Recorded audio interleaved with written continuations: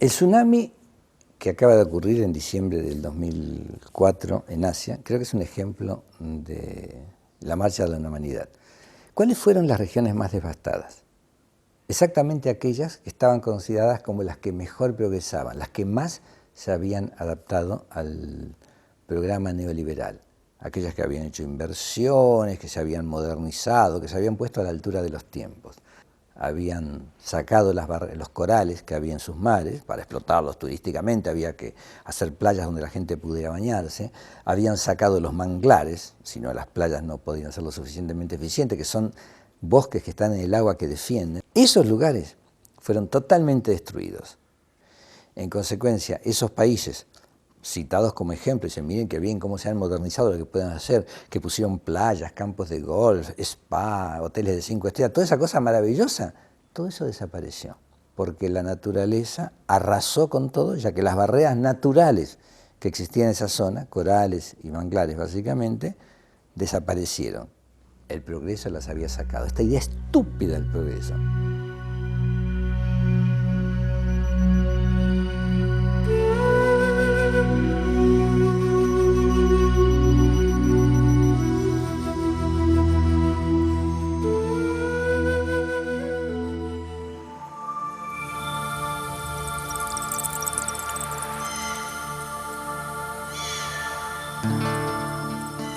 El cambio climático es netamente antropogénico, o sea, por causa del hombre.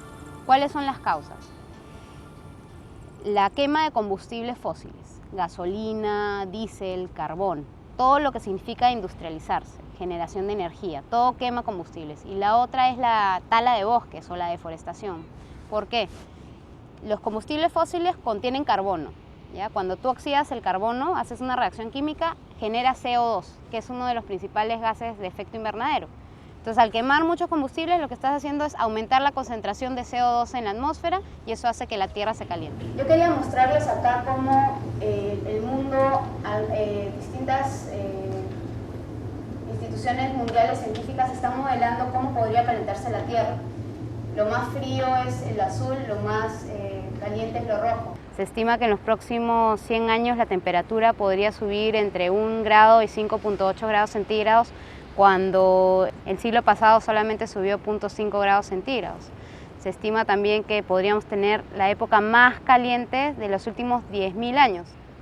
Pero ¿por qué nos debería importar que la Tierra se caliente o no? Eso tiene impactos e impactos bastante fuertes, impactos que ya se están sintiendo a nivel mundial. Todos los grandes glaciares y todas las partes superiores de las montañas que están cubiertas de hielo se van a fundir. Al fundir se va a venir el agua en cantidades. Al haber agua en cantidades va a haber deshielo. Al haber deshielo va a haber inundaciones. Va a haber grandes cantidades de ciudades o regiones que van a quedar sepultadas bajo el agua. Y después va a haber sequía. Los glaciares, por su naturaleza, son en este caso quizás los mejores indicadores que hay en el mundo para medir la velocidad del cambio climático. Si tú ves la curva de temperaturas, en los últimos 25 años hemos tenido los 8 años más calientes de 1850.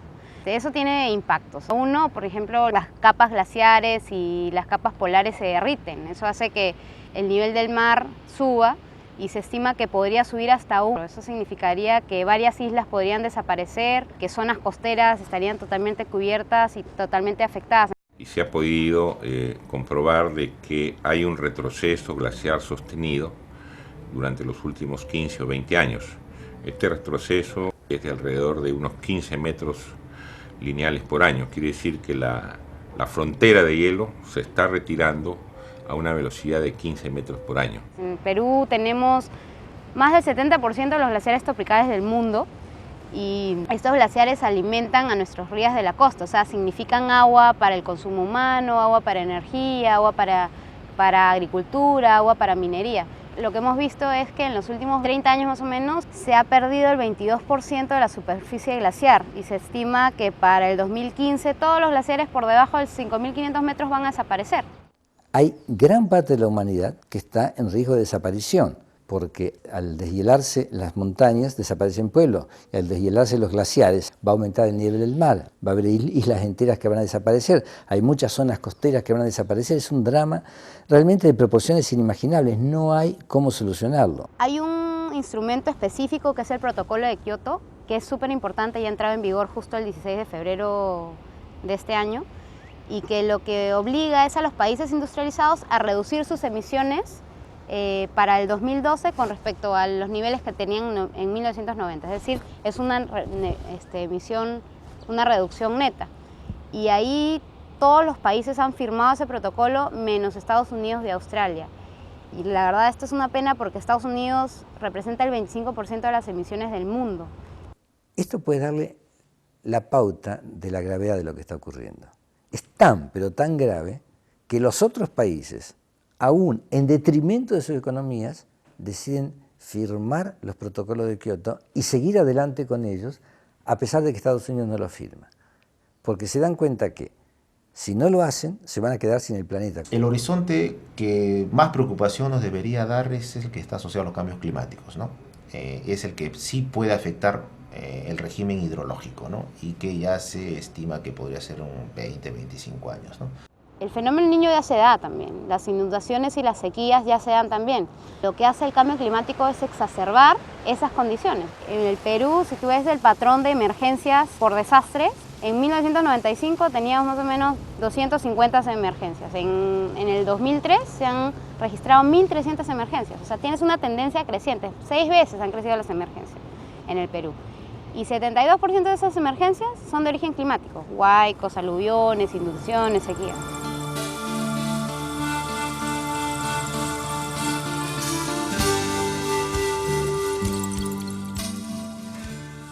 Antes de ese río usaba o tomaba mis abuelos, mi papá, todo. Pero ahora ya no tomamos de ese río, ¿no? Porque está contaminado.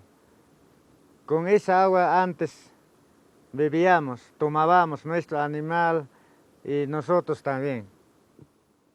Bueno, la información que manejamos, tanto la producida como nosotros, como la producida por la Dirección General de Salud Ambiental, indican la existencia de un severo problema de contaminación y que obliga a las autoridades a tomar acción pronta para buscar una solución a este problema. Antes teníamos en ese río nuestro chaluita, nuestro pescado, nuestro rana y nuestro carachi, ¿no? Ahora, con esa empresa minera Tintaya, se ha contaminado todo nuestro río. Ahora está todo con seleño.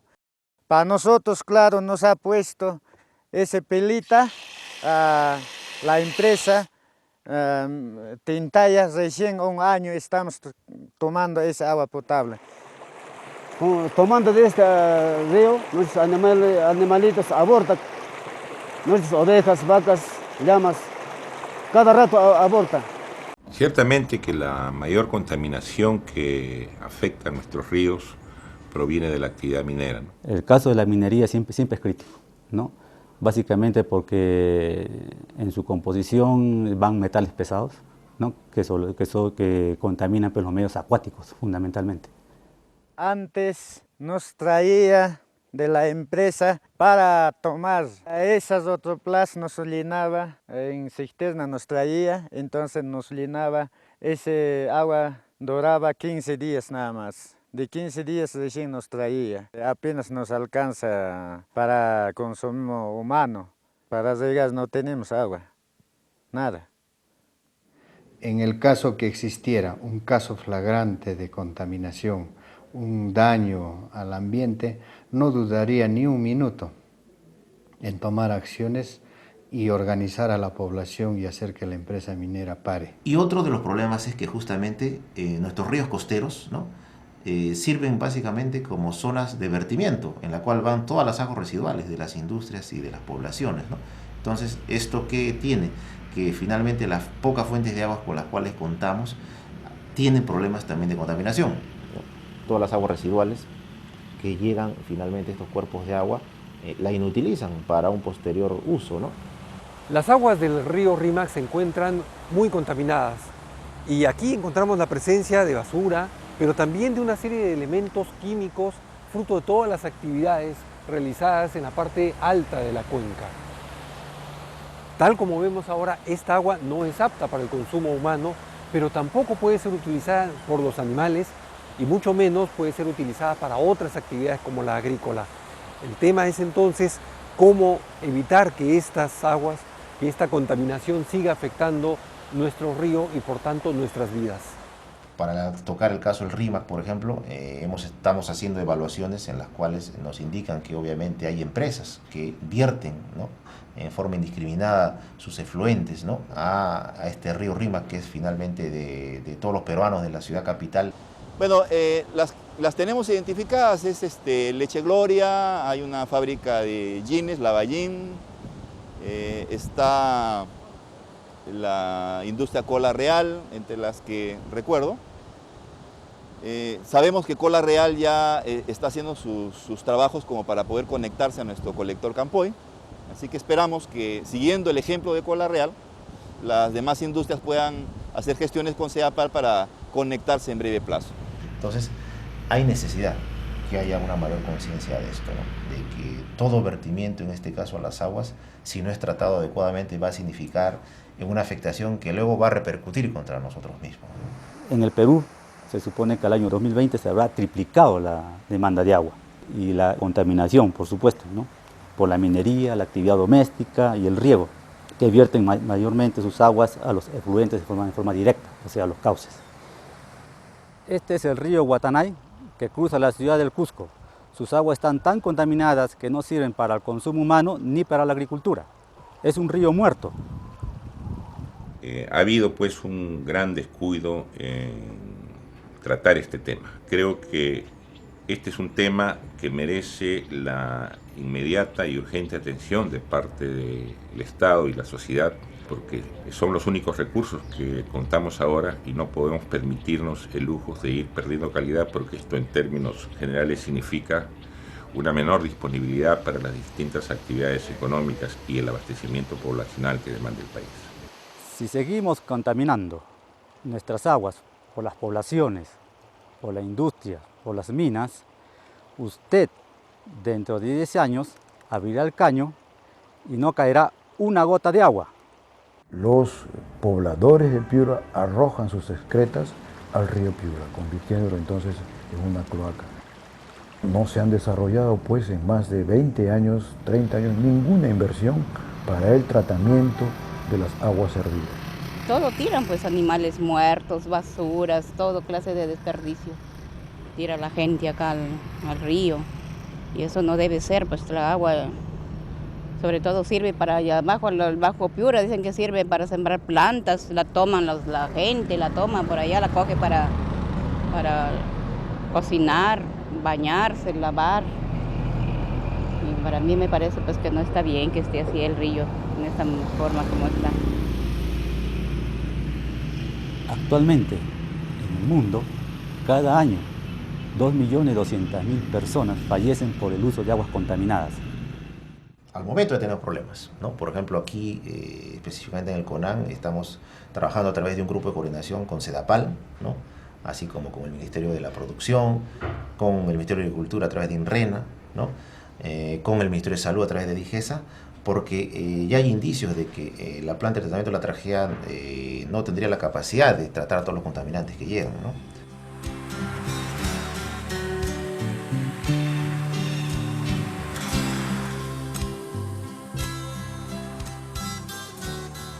Como especialista en el tema del agua del Perú, puedo asegurarles que nuestro país se encuentra en alerta roja desde hace más de 10 años por el tema de la escasez del agua, porque como país no hemos podido dotar de la suficiente agua en calidad para cubrir ya no todas las necesidades, pero las necesidades más elementales de nuestra población. Aquí en Comunidad Jerumarca vivimos, tenemos terrenos desuficientes, grandes, total agua no tenemos. Hasta entre familias, entre hermanos discutimos, peleamos, y aquí en comunidad Cajamarca ya no hay ni tía, no hay ni hermanos, totalmente agua no tenemos. La problemática del agua en el Perú en principio está asociada pues a cómo se encuentra en cuanto a su distribución geográfica, ¿no? Tenemos tres grandes vertientes, la vertiente del Pacífico, la del Atlántico, el Titicaca, y en cada una de ellas pues hay una distinta disponibilidad, ¿no? Básicamente en la vertiente del Pacífico es donde tenemos solamente el 2% de toda la disponibilidad de agua superficial en el Perú, mientras que tenemos más del 60% de la población. Con el crecimiento de la población aumenta la necesidad de dedicar más agua a la agricultura. Con el crecimiento de la población aumentan las necesidades industriales por el uso del agua. ¿Hasta cuándo podremos seguir usando del agua de esta manera? Los expertos señalan que a la vuelta de 25 a 30 años nuestro país va a entrar en una etapa crítica. Pero por los problemas que hemos anotado, por la contaminación y el crecimiento incesante de la población y el mal uso del agua, estos problemas y estas angustias pueden presentarse antes de lo que pensamos. En el tema de agricultura, los agricultores, tienes que manejar racionalmente el agua, no puede ser que todo lo hagas por inundación, pues. Tienes que comenzar a tecnificarte, a comenzar a investigar qué cultivos son los que menos agua usan y que podrían ser más rentables. Hay varias cosas que podemos hacer en realidad y simplemente significa tomar conciencia de que somos parte del problema y que podemos ser parte también de las soluciones. A veces yo escribo artículos y me responden diciendo, no, le pasa que usted es pesimista o izquierdista. No tiene nada que ver, nada que ver. No es una cuestión de izquierda o derecha, este es un problema de opciones políticas, este es un problema de supervivencia. Apostamos por un sistema que permita la supervivencia del género humano y de las especies vivas, porque sin las otras especies vivas tampoco puede subsistir el género humano, o apostamos por la destrucción total. Hay un estudio internacional que pone todos los países en perspectiva, qué problemas van a haber con respecto al agua. Y si tú ves el mapa en Sudamérica, el único país que está con luces amarillas, es decir, con problemas, es el Perú. El Perú va a tener problemas de agua si es que no hacemos nada para el 2025. Va a tener tensión de agua. ¿Qué quiere decir esto? Que no vamos a tener suficiente para producir, para tomar, para producir energía, tener alimentos. Entonces eso es lo que va a pasar si no hacemos nada. En los próximos 15 años, si seguimos manejando irresponsablemente el recurso hídrico, en todas las ciudades del Perú tendremos serios problemas de escasez de agua, fundamentalmente en las ciudades que tienen mayor concentración de población, casos de Trujillo y Arequipa, y dramáticamente será la ciudad de Lima, que cuenta con la mayor población, la que tendrá mayor escasez de agua. Las políticas que deben implementarse, ¿no?, para la gestión integrada del agua, tanto cantidad como calidad, deben considerar este norte, ¿no?, de que 20, 25 años vamos a tener problemas justamente en cuanto a la disponibilidad de aguas, en este caso superficiales, ¿no?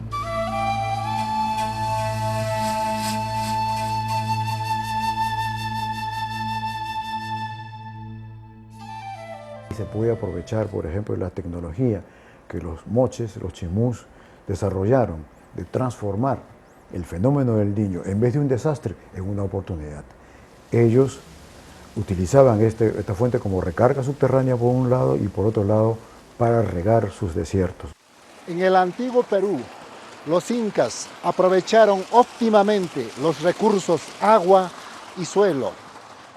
Ellos demostraron su capacidad construyendo grandes obras hidráulicas, como podemos ver en el Centro Arqueológico de Racchi, en Tambo Machey, en Ollantaytambo y otros tantos centros históricos que tenemos actualmente. Con estas aguas ellos cultivaron el principal cultivo, que es el maíz, y regaron en los andenes que ellos mismos construyeron.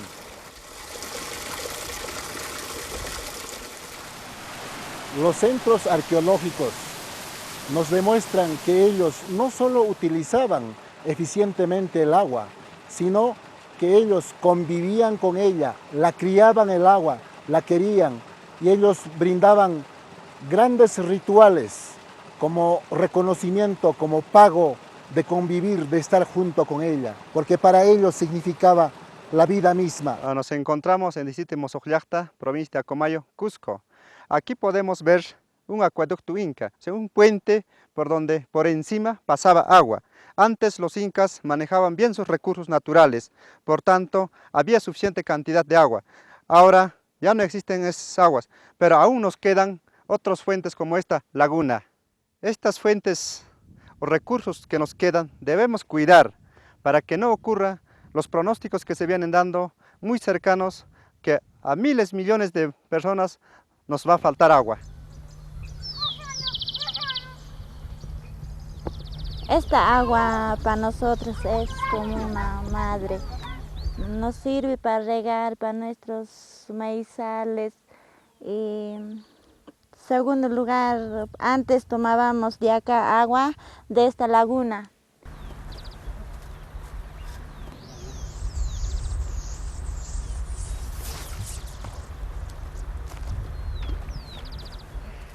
Este agua tiene miles de años donde nuestros antepasados nos han enseñado a cuidar. Esta agua nos sirve, esta agua es necesario para nosotros.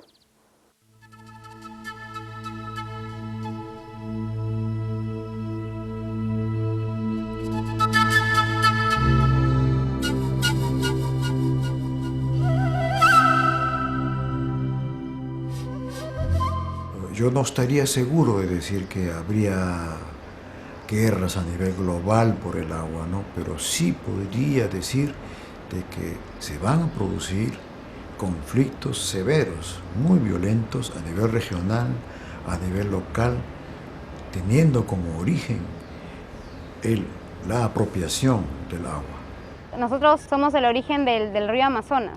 Si hay problemas de agua en Perú y cortamos la provisión de agua a Brasil, Brasil se queda sin Amazonía, ¿no? Definitivamente pueden haber conflictos entre dos países. Creo que de aquí de unos cuantos años el problema va a ser un conflicto muy fuerte, va a ser de aquí unos cuantos años por el agua. Puede haber guerra por este motivo del agua, porque aquí totalmente no hay agua. Vivimos en parte seco. Siempre si va a seguir incrementándose la población, obviamente la demanda va a ser mayor, ¿no? El Perú, por sus mismas condiciones geográficas, siempre tiene que estar en alerta. El incremento de los conflictos en su cantidad y también en su violencia, ¿no?, puede traer como consecuencia final la ingobernabilidad del país. Yo no me pongo en el escenario de que no se haga nada, tiene que hacerse algo, es indispensable porque simplemente la supervivencia de nuestra población está en mantener condiciones de calidad adecuadas para atender las demandas del uso poblacional. En ese sentido sí estamos seguros de que va a haber una acción inmediata del Estado. Si hubiera una inacción simplemente estaríamos condenando a nuestra sociedad a desaparecer. No podemos olvidarnos que el agua da vida, el agua permite el desarrollo de la agricultura, el agua sustenta el establecimiento de nuestras poblaciones, pero el agua es la que permite también el mantenimiento del ecosistema. Los países industrializados tienen que asumir sus responsabilidades. El cambio climático está pasando porque se han generado muchos gases de efecto invernadero y esos gases de efecto invernadero han sido generados por ellos. Ahora están siendo generados por nosotros también. Si las 225 empresas más grandes del mundo se dieran el 4% de sus ganancias, se solucionarían todos los problemas de educación, vivienda, salud y alimentación del mundo. Yo espero es que todos los países tomen conciencia del problema y comenzamos a combatir el problema de cambio climático seriamente. Ese es un problema de ahora, no del futuro. Tenemos que hacer acciones ya, si no las consecuencias pueden ser realmente terribles. Las 3 personas más ricas del mundo tienen más dinero que los 48 países más pobres. Si hay alguien que pueda explicarme, se llame Vargas Llosa, se llame Oppenheimer, que son algunos de los genios que andan defendiendo esto. Si hay alguien que me pueda explicar si eso tiene alguna lógica, bueno, pues que me lo explique.